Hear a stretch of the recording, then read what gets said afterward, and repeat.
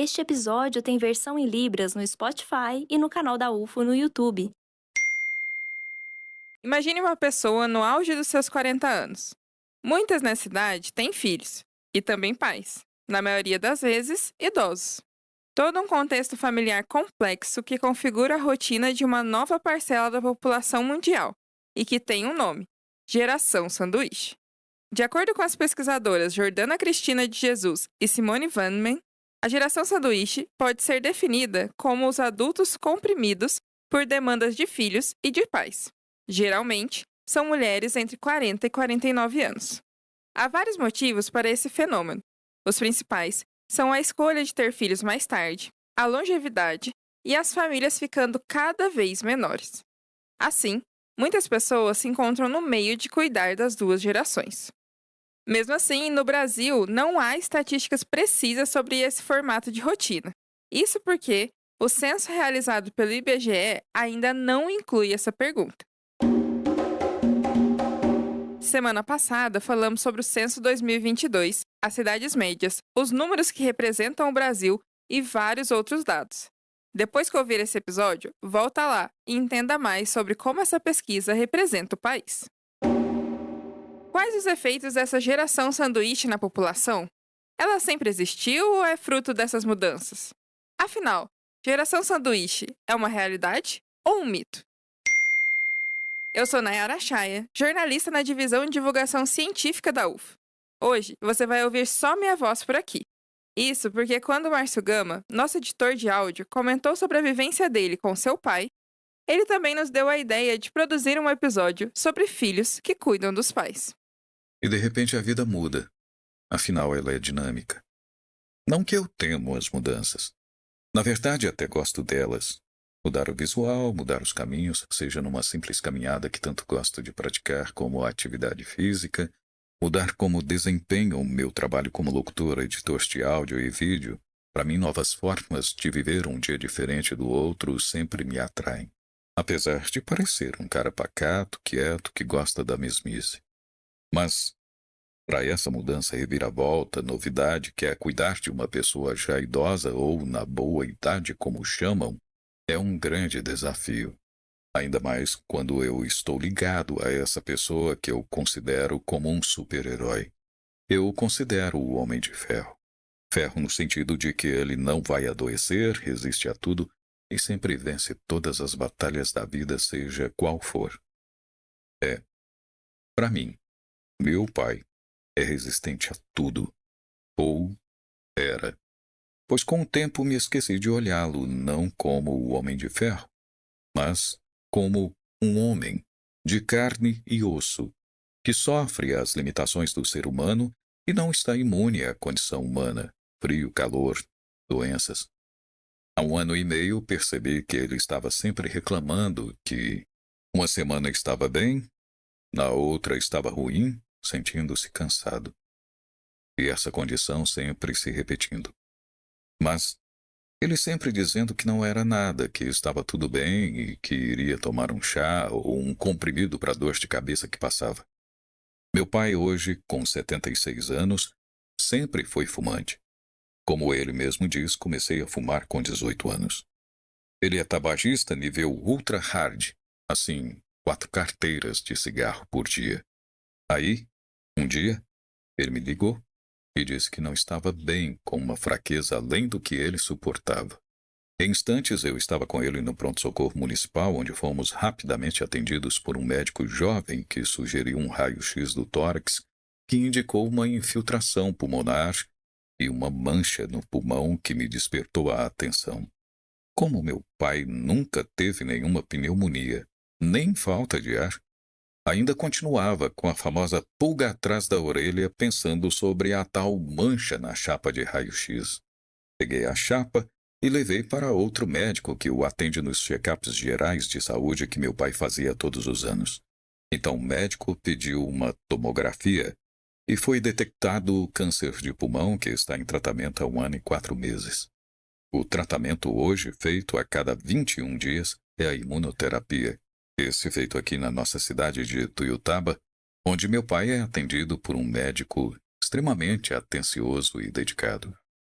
Depois de exames gerais mais minuciosos, foram descobertos outros problemas de saúde fora o câncer de pulmão, coração, próstata, Alzheimer num grau leve a moderado. Aí me peguei inserido nesse momento, tendo que tomar decisões sem estar, entre aspas, preparado. Preparado, digo, no sentido de não me ensinaram isso na escola, em algum curso. Remédios nos horários corretos, alimentação mais saudável, uma caminhada de alguns minutos ao dia com ele, tarefas essas que eu e minha mãe dividimos. Cuidar de um idoso é uma tarefa exigente e complexa, e requer tempo, energia, capacitação e afetividade para executar. E também procuro me lembrar que é importante me cuidar para melhor cuidar dele. Eu sabia apenas que, como eu disse anteriormente, aquele homem de ferro agora precisa de mim, do meu irmão e da pessoa mais forte e sábia que eu mais confio na vida, minha mãe. Juntando tudo isso, me desdobrando com meu pai, que teve que parar de trabalhar, e também com todas as questões práticas da minha vida, trabalho, família, esposa, filho de 10 anos, e para quem tem filho nessa idade sabe. O pai me ajuda na tarefa, me leva no karatê, o pai o que é isso, o que é aquilo, bora brincar. Aí bate o cansaço físico, mental e emocional.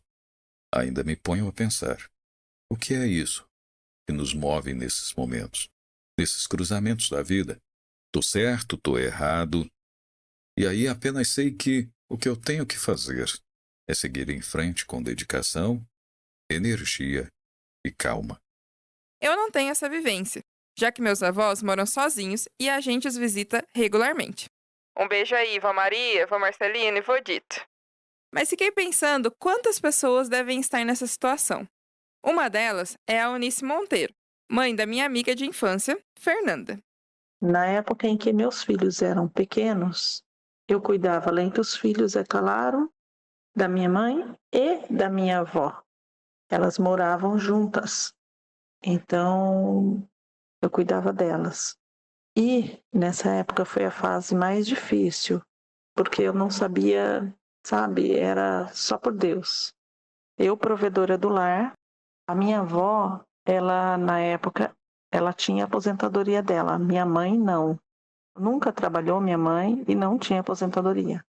Eu trabalhava e cuidava de todos, ou seja, médico para todos, fazer supermercado, pegar e levar para todos os lugares, era eu quem fazia.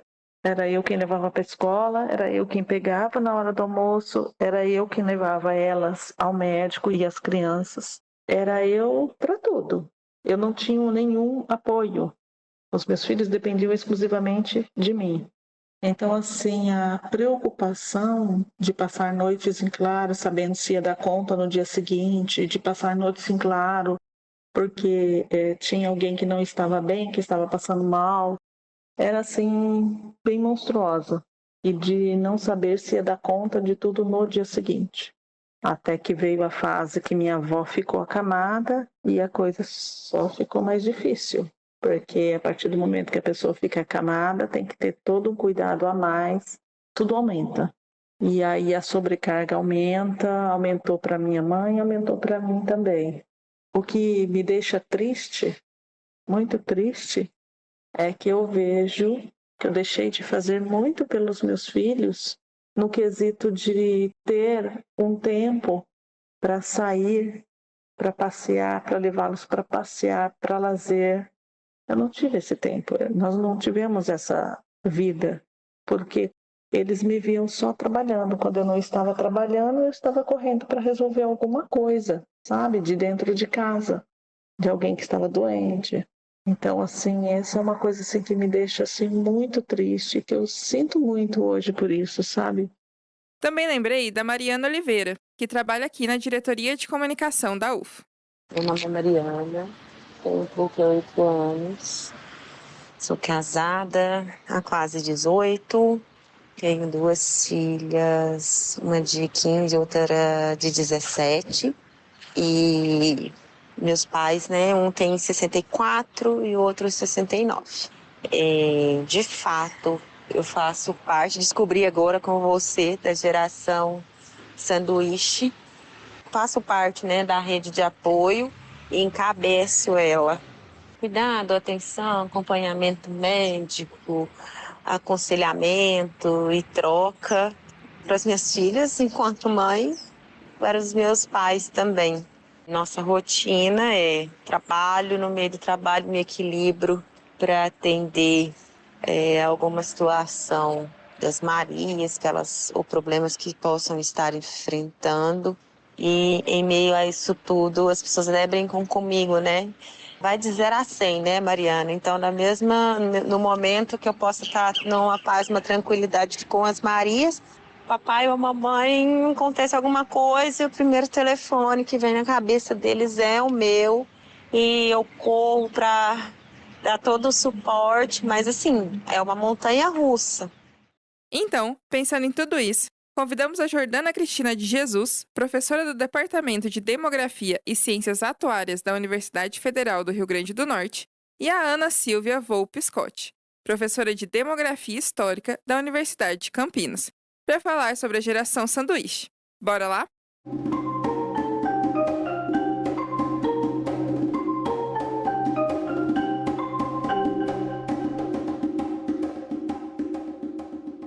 Professora Ana, professora Jordana, sejam muito bem-vindas ao Ciência ao Pé do Ouvido.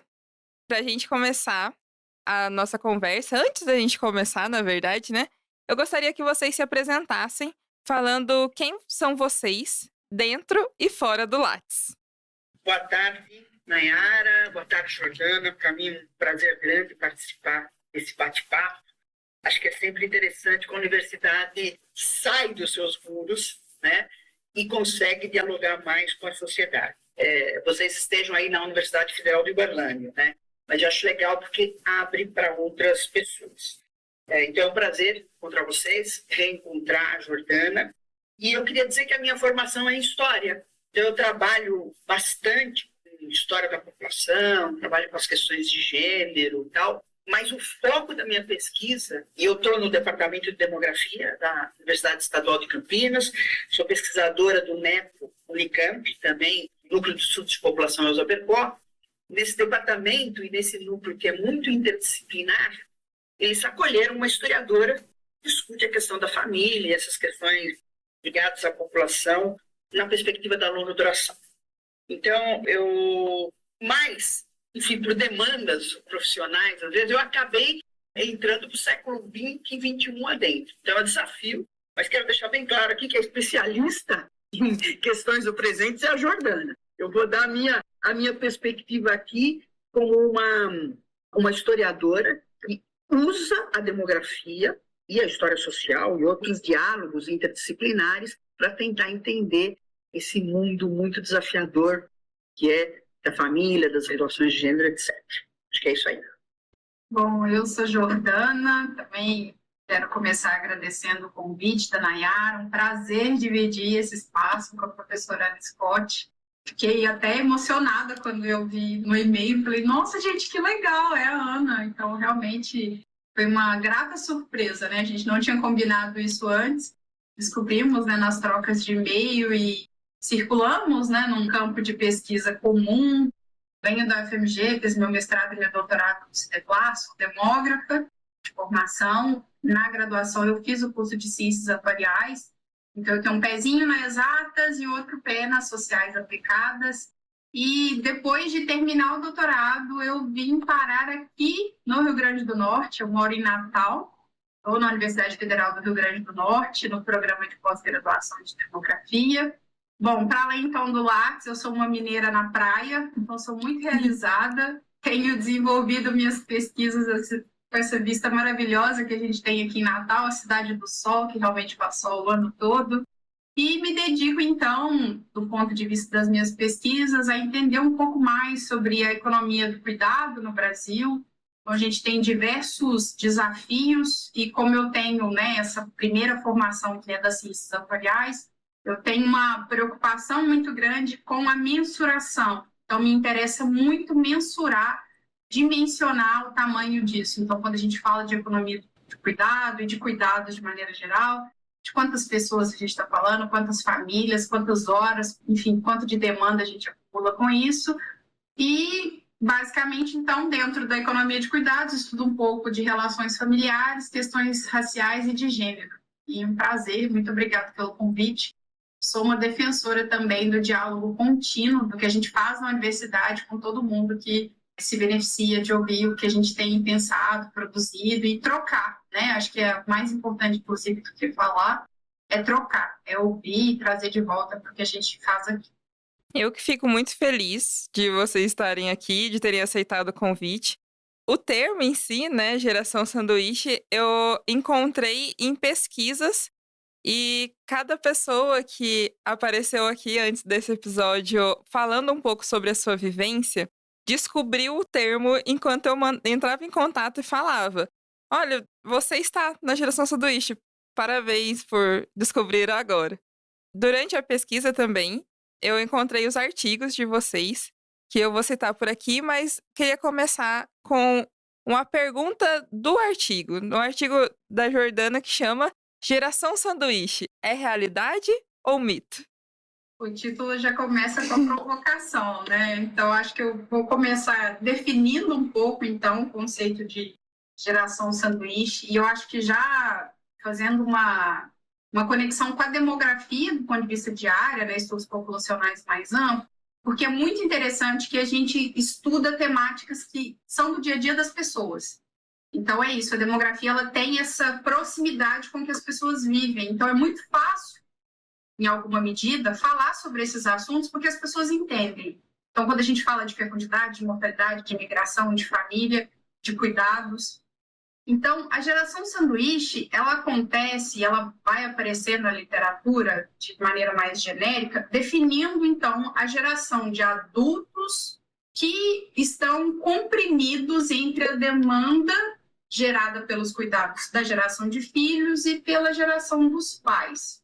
E aí o foco em chamar isso só de geração sanduíche de adultos, depois a gente pode problematizar, porque quem é mais impactado são as mulheres, né? A gente uma hora vai chegar nesse assunto.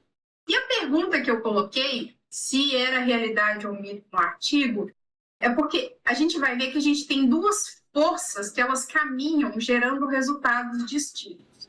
Então, por exemplo, o que faz com que as pessoas vivam mais também faz com que as pessoas tenham outras perspectivas na vida do ponto de vista de quando querem ter filhos e se querem ter filhos. Então, ao colocar essa provocação de se é verdade ou é mito, porque se a gente pensar que, por exemplo, talvez para determinados grupos populacionais que vão odiar a maternidade, mas também vão ter pais muito mais saudáveis, para eles pode ser que isso não aconteça mesmo, para eles pode ser que seja mito. Mas para muitas outras pessoas vai ser realidade, porque essas coisas realmente vão acontecer de maneira concomitantes. E aí eu acho que talvez se a professora Ana quiser completar, seria ótimo. Eu acho que é um tema super interessante. Família e as transformações que ela vem passando. E não é de hoje, né? Família, ela é tudo menos inflexível. Por mais que as pessoas queiram dizer que a família é assim ou assado, ao longo do tempo, quando você estuda, você percebe que a família, as relações entre os membros mudam bastante. E também tem uma questão que é legal a gente pensar, as próprias transformações demográficas que ocorreram e vêm ocorrendo. Então a Jordana está falando, olha, as pessoas vivem mais, têm mais tempo para pensar se querem ter filhos ou não. Isso era uma coisa que não acontecia no passado. Então, no período que eu estudo, se eu voltar lá para o período colonial, naquilo que a gente chama das sociedades pré-transicionais, um conceito demográfico super bacana da gente pensar, quando eu tinha muitos nascimentos e muitas mortes, o que acontecia? Esse tema talvez não fosse importante, porque era muito difícil gerações conviverem, diferentes gerações conviverem, por quê? Porque as pessoas morriam antes. A esperança de vida ao nascer no Brasil, nos meados do século XX, é 45 anos. Então, a chance da gente ter uma situação dessa, como geração sanduíche, é muito menor. Então, isso tem a ver com transformações demográficas que vêm acontecendo não só no Brasil, acho que é importante a gente dizer isso, no mundo. Há uma tendência das pessoas viverem mais, há uma tendência do envelhecimento populacional, Então, surgem temas interessantes, temas e conceitos interessantes para a gente entender as transformações que a população e a família estão passando. Então, pensar na geração sanduíche traz questões importantes porque colocam vivências diferentes. É mito ou realidade? Depende de que grupo que eu estou falando. Vai depender muito do grupo que eu estou falando. A gente pode pensar que normalmente, e a Jordana mencionou isso, que eu acho que é um assunto legal para a gente voltar, normalmente as mulheres são as mais pressionadas por essa questão da geração sanduíche, os mais jovens ali, aqueles que têm 40, 50 anos, mas às vezes não é assim. Às vezes os que têm 40, 50 anos estão desempregados e vão depender dos pais que têm, por exemplo, uma pensão, uma aposentadoria garantida. Então é muito complexo, a situação brasileira é muitíssimo complexa. Por isso que eu acho que é super pertinente vocês terem trazido esse tema para debater com especialistas, com gente da universidade. Então, são desafios enormes que a gente tem, mas eu acho que é importante marcar, eu aqui como historiadora, né, uma historiadora que transita pela demografia, chamar atenção para isso, que são fenômenos novos que a gente está vivenciando. Assim como são fenômenos interessantes de se pensar, por exemplo, a educação da mulher, as transformações todas, inclusive a posição das mulheres na própria relação da família. Então, são muitas coisas bacanas que a gente pode pensar e foi necessário surgirem conceitos que a academia vai fortalecendo para entender o que são essas transformações e talvez isso seja uma coisa legal e diferente, talvez mais aceleradas no tempo que a gente está vendo. Então, isso eu acho que é uma questão importante, né? Então, as mulheres no Brasil na década de 60, as mulheres brasileiras, a fecundidade das mulheres brasileiras é muito alta, 6 filhos, 5 filhos. Hoje, as mulheres brasileiras estão tendo ali mais que o suficiente para repor, abaixo da reposição. Então, tudo isso suscita debate. Sim, e será que esses são um pouco dos novos conceitos para novas famílias que você fala um pouco no seu artigo, professora Ana? É exatamente isso daí, né? Por exemplo, quando eu estava discutindo, é legal pensar nisso, né? Quando me convidaram para escrever, acho que deve ter sido um dos textos que você leu, do Nova História das Mulheres no Brasil, depois um outro, que era o Aniversário da Contexto, e um mais recente, que talvez tenha uma circulação mais difícil, mas que é um desafio exatamente pensar nisso, né? Nos conceitos, como são necessários contextos novos. Então, eu começo meu artigo dizendo assim, um deles lá, olha, o que é poliamor, união homoafetiva, família pé de feijão? Quer dizer, são conceitos outros que, sei lá, talvez há 20 anos atrás ninguém falasse disso, porque são transformações que a sociedade vem passando. Então, é necessário criar conceitos, né? A academia, olhando com essa perspectiva de tentar entender e discutir as transformações, que pode ser uma perspectiva, digamos, as ciências sociais mais aplicadas, as ciências exatas, ou das ciências humanas mais. É importante entender isso daí, né? É importante a gente pensar como é que, ao longo do tempo, as coisas vão mudando e é necessário a gente apreender essas transformações que caracterizam a família, as relações entre as pessoas. Eu sempre falo de família por quê? Porque a união, vamos dizer assim, é a unidade básica das sociedades e a família. Ela pode se organizar de maneiras diferentes. A gente falou um pouco aqui sobre as mulheres nesse contexto. Na maioria das pessoas nessa geração ensanduichada são mulheres, até acredito eu, né, pelo contexto social de que mulheres são cuidadoras natas e responsáveis pelo cuidado e tal. Mas a gente não pode excluir também que existem filhos que também estão nessa situação. Mas tem uma diferença entre como os homens e como as mulheres se sentem nessa geração sanduíche, como eles se comportam? Bom, acho que então vou começar justificando por que a gente dá um enfoque para as mulheres. Primeiro, a gente precisa ter em mente que, apesar de ser assim, não foi sempre assim. Eu acho que, né, como a professora Ana Scott está colocando, a sociedade vai se moldando em torno de normas que vão funcionando mais em um momento, menos em outro. Mas, em algum momento, né, de transformações que aconteceram na sociedade, se convencionou essa separação dos papéis, né? Então, o que seriam papéis e práticas relacionadas ao papel feminino, o que seriam papéis e práticas relacionadas ao papel masculino, né? A professora Ana chamou atenção também, dentro dessa experiência do mundo ocidentalizado, por assim dizer. E nessa convenção, porque isso é uma convenção, a gente se acostumou com essa ideia, mas ela não é nata, né? Então, a gente se acostuma com essa ideia, do ponto de vista de sociedade, né, de que as mulheres, então, teriam quase que uma habilidade natural para se responsabilizar pelos cuidados, quando é o contrário. Por serem responsabilizadas pelo cuidado, elas aprendem a cuidar. Então, é por isso que a gente dá um foco nas mulheres quando está falando da geração do sanduíche. Porque se a gente tem um modelo de sociedade que conta com isso, a gente tem uma sociedade que se sustenta na garantia de que as mulheres cuidarão. E aí, quando eu digo sociedade, está todo mundo contando com isso. A própria família está contando com isso, que uma mulher vai cuidar, seja de forma remunerada ou não remunerada. O mercado de trabalho está contando com isso, que as mulheres vão dar conta das demandas que as famílias têm. E, de alguma forma, como a gente molda as políticas públicas até hoje no Brasil, a gente está numa luta para mudar isso, de alguma forma também se conta com esse papel que foi, enfim, imposto às mulheres, e a gente tem, claro, muitas mulheres questionando isso, mas isso é tudo um processo que eu tenho enxergado como acelerado para algumas gerações mais novas, talvez, que estão tendo acesso mais ao debate, mas que para gerações mais velhas seja realmente tá dado, é assim mesmo que funciona. Então, como são as mulheres que cuidam, as pesquisas tendem realmente a focar nas mulheres, né? E o que cuidado significa? Bom, o dia tem 24 horas para todo mundo, para os homens e para as mulheres. E aí você tem que colocar o cuidado nessas 24 horas, né? Venho eu com o meu viés da medição, né? Tem que colocar o cuidado nessas 24 horas, né? Então, vamos fazer a conta. Você precisa cuidar, e nessas 24 horas, então, entraria o cuidado, o descanso, o trabalho, o lazer, o estudo. Então, é claro que o cuidado ele está competindo com outras atividades da vida da mulher. Então, a gente pode pensar diversas formas como essas mulheres da geração sanduíche são impactadas.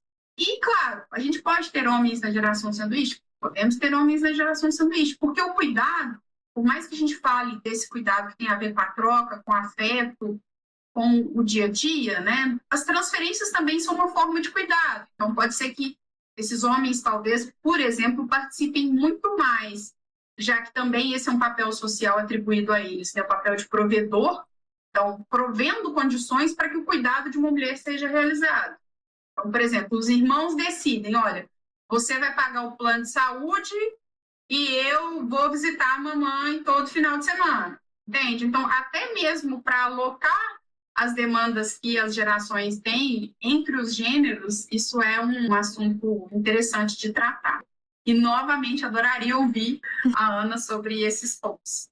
Eu acho que tem coisas muito legais que a Jordana mencionou e que a Nayara também, e eu quero chamar a atenção para duas coisas legais, ou duas coisas que a gente precisa prestar atenção. Primeiro, essa ideia de naturalização. A ideia de que a mulher nasceu para casa e o homem para a rua, que o homem é o provedor, e que a mulher, que o espaço da mulher é o espaço da casa. Isso se naturalizou. Então, se esperam, numa sociedade que tem ainda traços patriarcais, mesmo que a gente queira dizer que não, a gente ainda não fez a passagem por, em alguns momentos até misógina, eu acho que essa questão da naturalização é um ponto importante. E como a gente tem que refletir criticamente sobre essa questão de que é natural que as mulheres que estão na geração sanduíche cuidem. Mas não é assim. Isso é exatamente o contrário. É o que a Jordana falou. É uma construção histórica.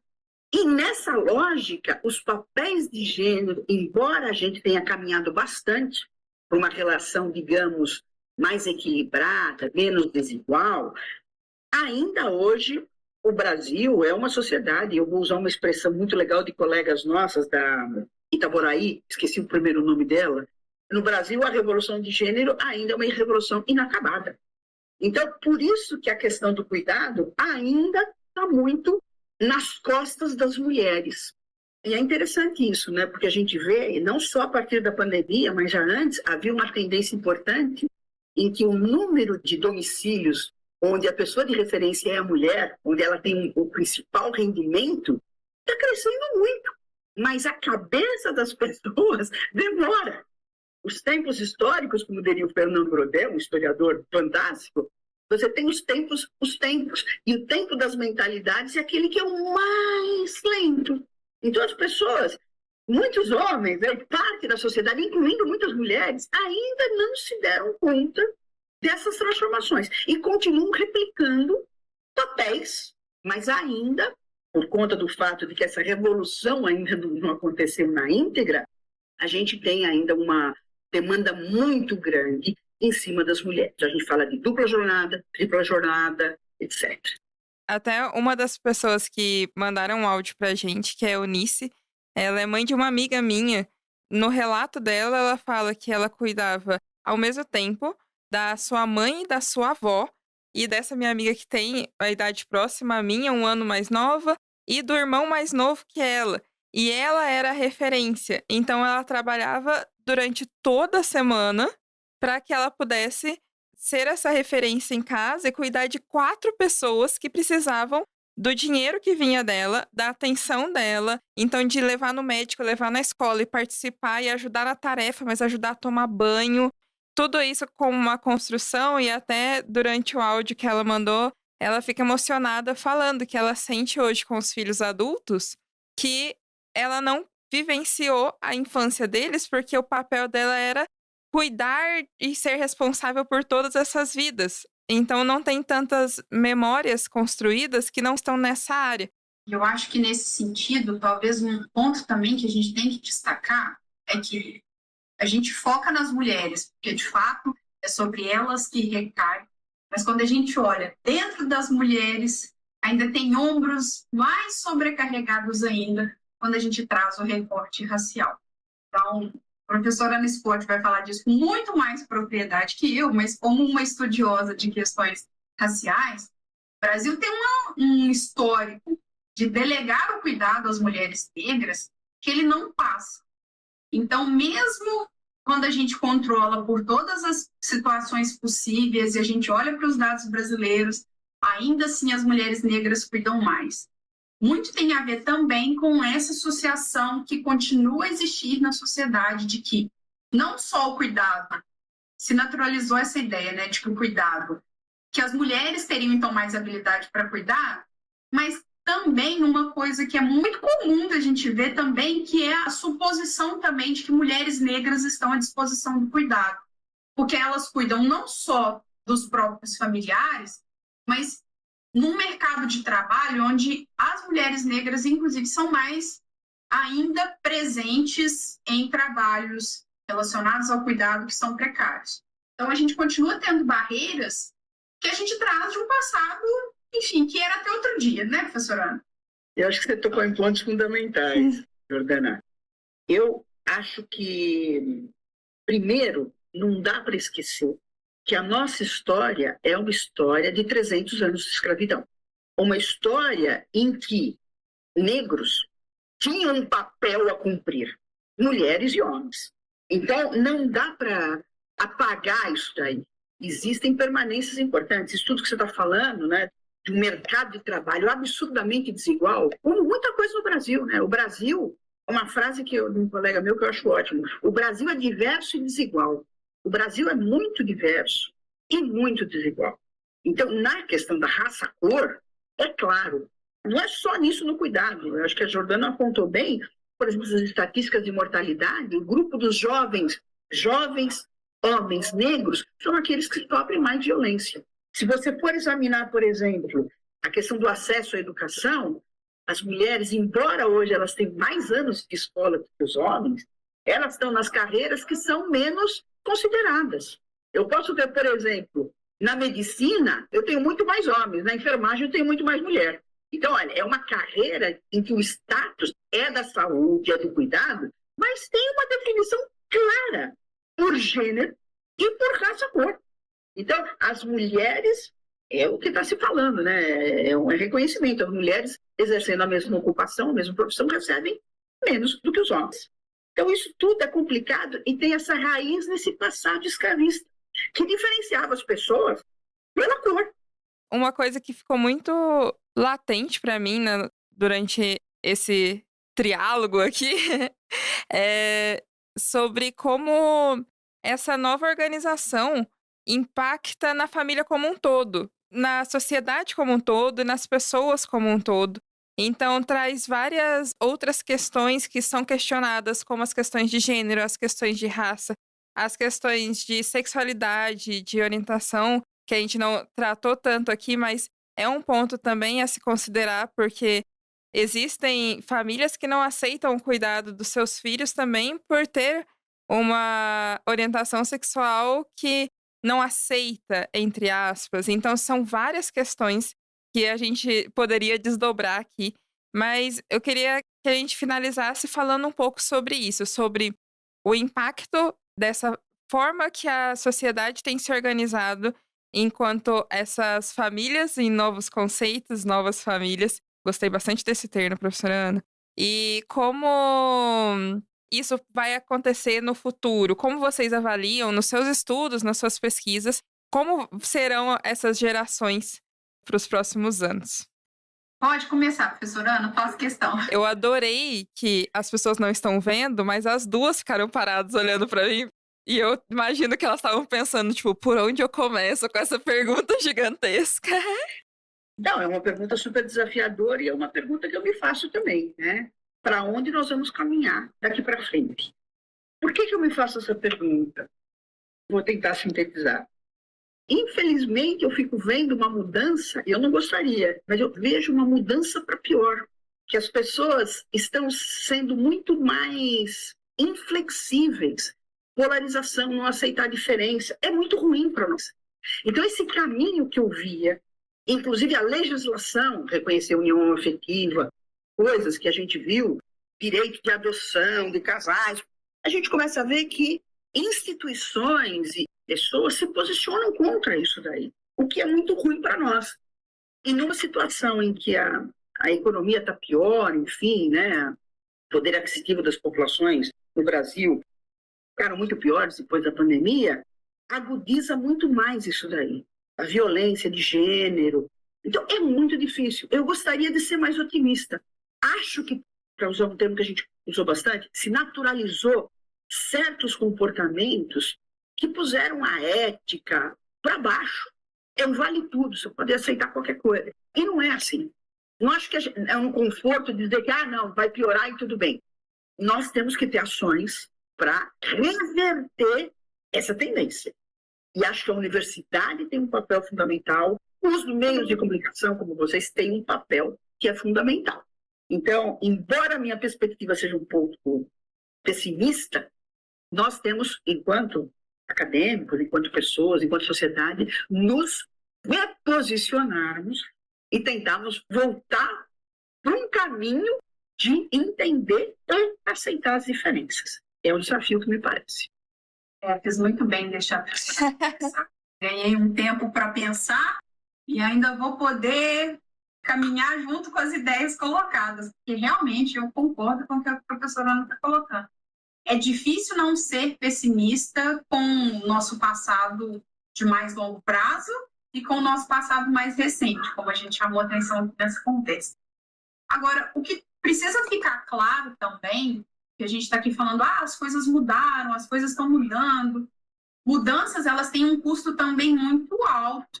Então, as mulheres foram para o mercado de trabalho. Isso não foi de graça. A gente terminou o regime de escravidão no Brasil. Isso não foi de graça, assim. Então, essa disputa, ela sempre existiu. E me parece que com esse passado, ela sempre vai existir. O futuro está em disputa, realmente. E eu acho que é um campo de disputa que, às vezes, eu acho que é o que a professora Ana colocou, muito desleal para algumas partes, porque a gente, né, quer usar de livros, a gente quer usar de informação, a gente quer usar de debate aberto, honesto, de diálogo, de produções na universidade, de debater ideias num campo de disputa que, na verdade, quer resolver as coisas, inclusive, de forma violenta. Não é por acaso que aumenta feminicídio contra as mulheres numa sociedade onde as mulheres se posicionam mais. Assim. Então, essas mudanças, elas têm custo. Tem custo para as mulheres, tem custo para a população indígena, tem custo para as pessoas negras. Essa disputa, e aí nisso também é muito cruel, que muitas pessoas tenham que viver suas vidas em função de disputas, né? Enquanto outras terão projetos individuais, vários outros grupos populacionais vão ter que se dedicar a vida toda a essa disputa, né? Então, que o Estado participe. Eu acho que não dá para pensar alterações profundas que dependam só, não só que isso não é pouco, né? Mas que dependam só da gente. Assim, a gente precisa realmente de um Estado presente, atuante, porque essa não é uma luta leal, essa não é uma disputa leal, assim, são forças que lidam com frentes totalmente diferentes, assim, não é uma batalha, o termo é até muito ruim, né, porque é isso, para um lado é batalha, eu acho que é isso, e que a gente possa se apoiar nos livros para resolver as coisas, que a gente está já há muito tempo, muitas outras professoras, né, Ana Scott, vieram antes da gente, pensando nessa nova sociedade que é possível, e a gente está aqui reforçando essa ideia de que uma outra sociedade é possível. Mas isso está em disputa. Se a gente não assumir essa frente, a gente vai perder. E essa luta realmente é desleal. Acho que é isso. É um pouco de pessimismo com otimismo. Não fiquei nem lá nem cá, eu acho.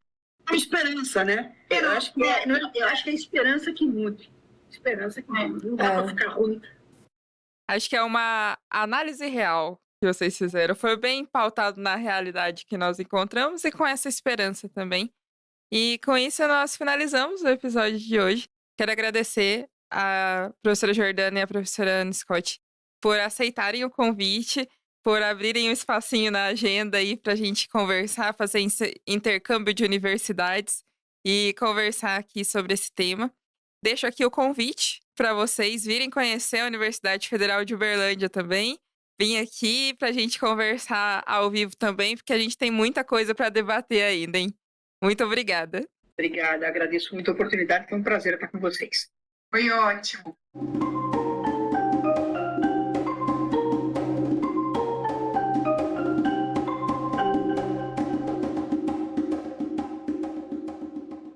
Agora é o momento que você dá uma força pra gente. Escuta aí o passo a passo. Primeiro, siga o Ciência ao Pé do Ouvido na sua plataforma de streaming preferida. Avalie esse episódio. Depois, deixe um comentário aqui no Spotify, se você já conhecia a Geração Sanduíche. Nos acompanhe nas redes sociais da UFO para não perder nenhuma novidade.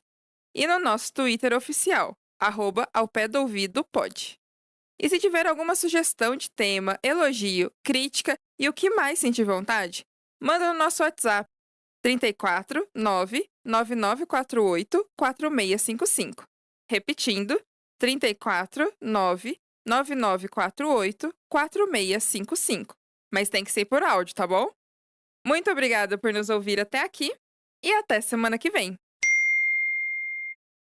O Ciência ao Pé do Ouvido é o podcast da Divisão de Divulgação Científica da DIRCO, a Diretoria de Comunicação Social da Universidade Federal de Uberlândia. Apresentação, produção e entrevista desse episódio foram feitas pela jornalista Nayara Chaia.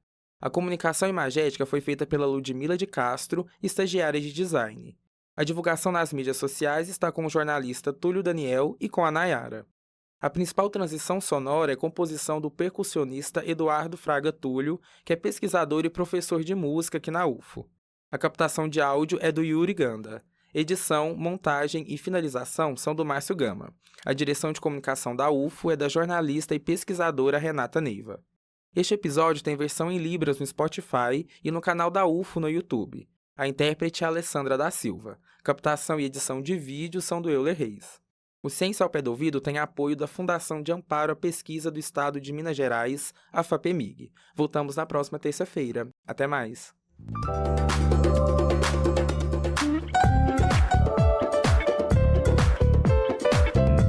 Ciência ao pé do ouvido.